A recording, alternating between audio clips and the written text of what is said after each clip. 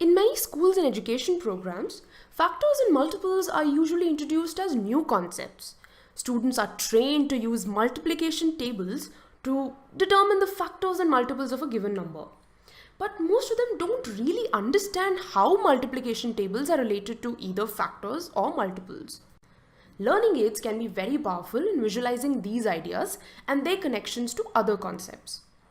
Now take a look at this worksheet from one of the Cuemath workbooks.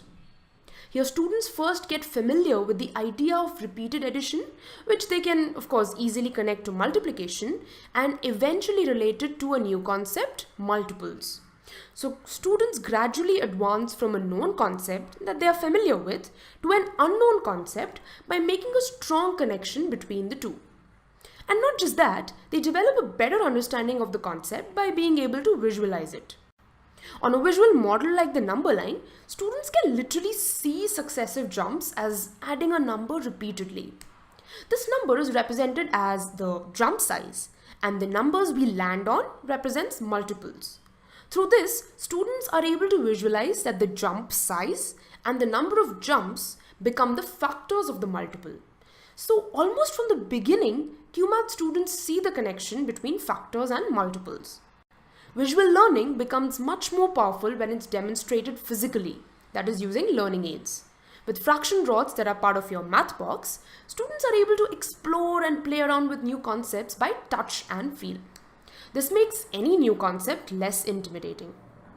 Let's take an example to understand this.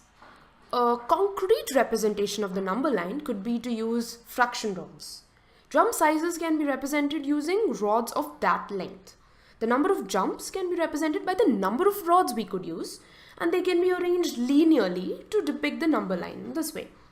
So if we've taken a rod of length 4, when the bunny takes a jump of 4, he will land only where the rod ends. The rod size and the number of rods serves as the factors of the numbers they form. Now the same rods can be used to extend this idea to identify common factors and common multiples of this number. And students can visually see the lowest common multiple and the highest common factor. Theoretically, it is too vague for students to grasp this, but practically they can learn it much better and remember it for a long time. Now remember, these learning aids are used to build the idea and not to find the factors or multiples of all numbers. Once the idea is clear, students can apply the same in symbols and numerical forms to arrive at the answer. It won't really be useful or practical to find, for instance, the LCM of large numbers like 45 and 36 using fraction rods.